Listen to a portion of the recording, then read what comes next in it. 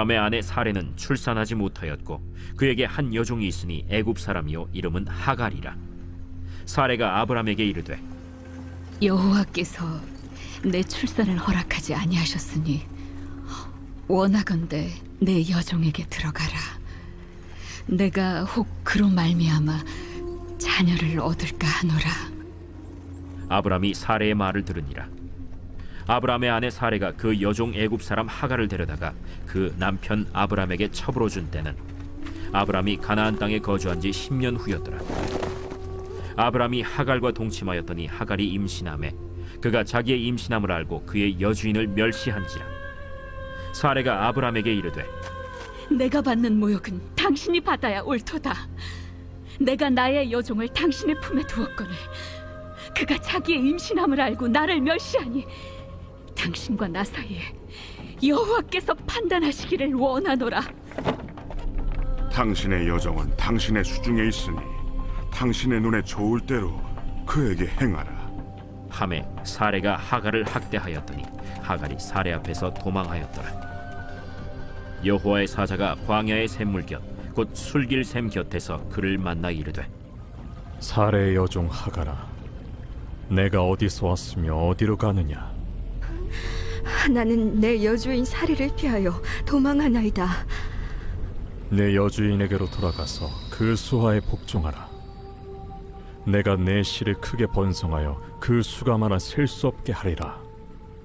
내가 임신하였은즉 아들을 낳으리니 그 이름을 이스마엘이라 하라. 이는 여호와께서 내 고통을 들으셨음이니라. 그가 사람 중에 들나귀 같이 되리니 그의 손이 모든 사람을 치겠고 모든 사람의 손이 그를 칠지며 그가 모든 형제와 대항해서 살리라. 하갈이 자기에게 이르신 여호와의 이름을 나를 살피시는 하나님이라 하였으니 이는 내가 어떻게 여기서 나를 살피시는 하나님을 배웠는고. 이러므로 그 샘을 부엘라헤로이라 불렀으며 그것은 가데스와 베렛 사이에 있더라. 하갈이 아브람의 아들을 낳음에 아브람이 하갈이 낳은 그 아들을 이름하여 이스마엘이라 하였더라. 하갈이 아브람에게 이스마엘을 낳았을 때 아브람이 86세였더라. 여러분, 우리의 삶 가운데 언제나 문제와 갈등이 있습니다.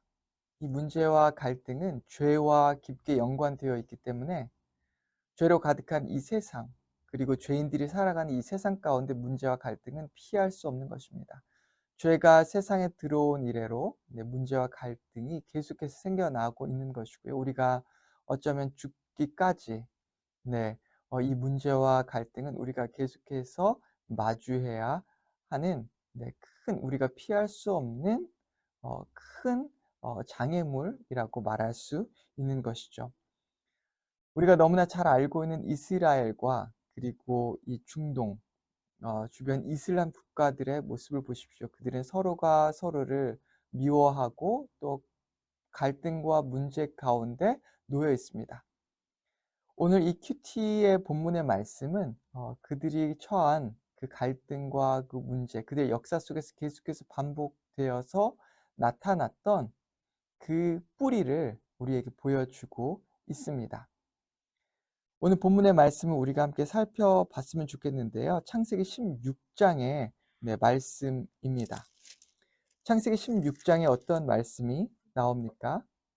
하나님께서 아브라함에게 후사를 주시겠다고 약속을 주셨음에도 불구하고 아브라함은 그 약속이 너무나 더디게 이루어지자 하나님의 그 약속을 자신의 방법으로 성취하려고 합니다. 그래서 이 아내 사레가 자신의 여종, 이집트 여종이었던 이 하갈을 자신의 남편 아브라함과 동침하게 함으로 후사를 얻으려고 하는 것이죠. 그들은 아마 어쩌면 이 방법을 통해서 하나님의 그 약속이 성취될 것이라고 생각했는지도 모릅니다. 어쩌면 그것을 통해서 하나님의 약속이 조금 더 빨리 그들에게 이루어질 것이라고 생각했는지도 모릅니다. 하지만 하나님의 약속의 성취는 세 가지가 동시에 이루어져야 하는 것인데요. 첫 번째는 하나님의 때에 나타나는 것이고 두 번째는 하나님의 뜻이 그것을 통해서 드러나게 되는 것이고, 세 번째는 하나님의 방법을 통해서 이루어지게 되는 것입니다. 아브라함과 사라는 이 세 가지 요소를 모두 무시한 채 하나님의 약속을 자신의 방법으로 성취하려고 했습니다. 그 일로 인해서 오히려 그들의 평온했던 가정 가운데 큰 문제와 갈등이 발생하기 시작했는데요. 그 갈등을 우리가 함께 오늘 본문을 통해서 찾아봤으면 좋겠습니다. 먼저 16장 4절 말씀을 같이 읽겠습니다. 창세기 16장 4절입니다. 아브라함이 하갈과 동침하였더니 하갈이 임신하매 그가 자기의 임신함을 알고 그의 여주인을 멸시한지라. 이전까지만 해도 이 하갈과 아내 사레는 서로가 서로에게 자신의 직책에 맞게 아주 평온한 관계를 유지하고 있었습니다. 그런데 이 하갈이 자신이 임신한 것을 깨닫고 자신의 여주인이었던 사레를 무시하고, 오늘 말씀을 봤더니 멸시한지라라고 표현되어 있는데요. 멸시까지 했던 것 같습니다. 갈등과 그리고 문제가 시작되었던 것이죠. 첫 번째 갈등은 바로 이 하갈과 사라 사이에서 발생했습니다. 다음 구절을 보면 이 두 번째 갈등이 연이어서 발생하는데요. 5절 말씀입니다. 사레가 아브라함에게 이르되 내가 받는 모욕은 당신이 받아야 옳도다. 내가 나의 여종을 당신의 품에 두었거늘 그가 자기의 임신함을 알고 나를 멸시하니 당신과 나 사이에 여호와께서 판단하시기를 원하노라. 이 두 번째 갈등은 바로 사레와 그리고 그 남편 아브라함 사이에 발생했습니다. 이전까지는 인꼬 부부처럼 서로 너무나 사랑했던 관계였지만 하나님의 말씀, 하나님의 언약을 자신의 방법대로 성취하려고 할 때에 그 사이에 큰 문제와 그리고 갈등이 생겨난 것을 우리는 발견할 수 있습니다. 단지 둘만의 문제였을까요? 이것은 아마 사레, 그리고 아브라함, 하갈, 이 삼각관계 가운데 문제가 짙게 나타났던 것으로 우리는 생각해 볼 수 있습니다. 이후에 그들의 자녀였던 이삭과 이스마엘 사이에서도 문제가 생기는 것을 우리는 이후에 나타나는 스토리로 잘 알고 있는 것이죠. 그들의 문제는, 그들의 갈등은 오늘날까지 이어지고 있습니다.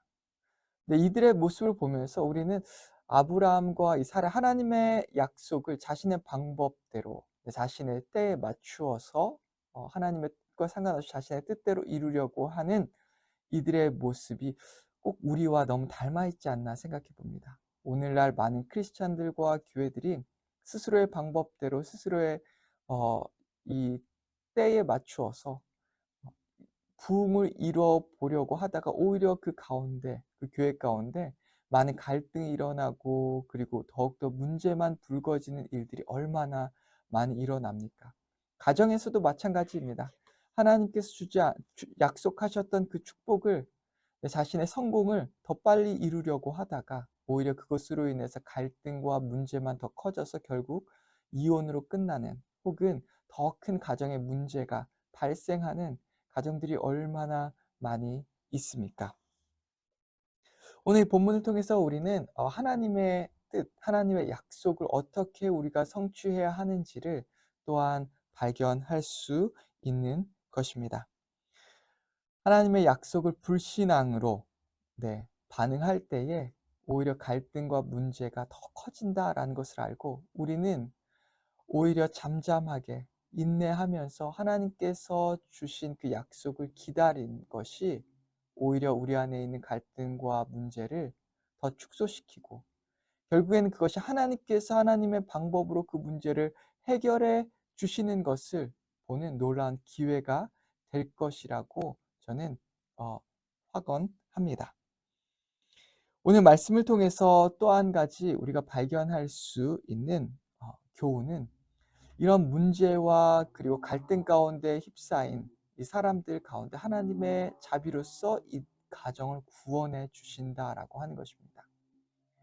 결국 이 가정에서 가장 약자였던 여종이었던 하갈은 이 자신의 여주인 사례의 학대에 못 이겨서 집을 나가게 됩니다. 여러분 한번 상상해 보십시오.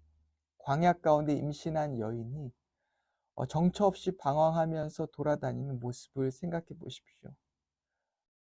그 여인은 미래가 보이지 않습니다. 집으로 돌아갈 수도 없고, 그리고 다른 곳에도 갈 수 없고, 임신한 몸으로 어떻게 혼자 스스로 아이를 낳을 수 있을지, 자신을 보살펴 준 사람도 없고, 아마 죽음만이 그녀를 기다리고 있는 정말 끔찍한 상황이었을 것 같습니다. 하지만 하나님께서는 여호와의 사자를 친히 그녀에게 보내주십니다. 네, 그리고 그 가지고 있던 모든 갈등과 그 문제의 씨앗을 하나님의 그 약속을 통해서 모두 해결해 주시는 것을 우리가 말씀을 통해서 찾을 수 있습니다. 우리 9절과 10절 말씀, 창세기 16장 9절과 10절 말씀을 함께 읽겠습니다. 여호와의 사자가 그에게 이르되 내 여주인에게로 돌아가서 그 수하에 복종하라. 여호와의 사자가 또 그에게 이르되 내가 내 씨를 크게 번성하여 그 수가 많아 셀 수 없게 하리라. 하나님께서 이 여인, 이 하갈을 축복하시고 계신 것입니다. 아마 하갈이 이렇게 자신의 여주인에게 대들었던 이유 중에 하나가 자신의 아이를 위해서 그러지 않았을까라고 하는 생각도 듭니다. 이 아이가 단지 그냥 첩에 아이로 자라는 것을 원하지 않았겠죠. 하지만 하나님께서는 친히 이 하갈에게 나타나셔서 후에 하나님께서 이 하갈의 아이를 크게 복주시겠다고 말씀하시는 그 약속을 받게 됩니다. 그 약속을 받고 또한 그 여인에게 돌아가서 자신의 여주인에게 돌아가서 복종하라고 하시는 그 말씀 앞에 순종하고 자신의 여주인에게로 돌아가는 장면을 우리는 이 본문에서 찾을 수 있습니다. 이런 가운데 이 하갈이 하나님께 자신의 믿음을 고백하는데요. 13절 말씀입니다. 하갈이 자기에게 이르신 여호와의 이름을 나를 살피시는 하나님이라 하였으니 이는 내가 어떻게 여기서 나를 살피시는 하나님을 배웠는고 함이라.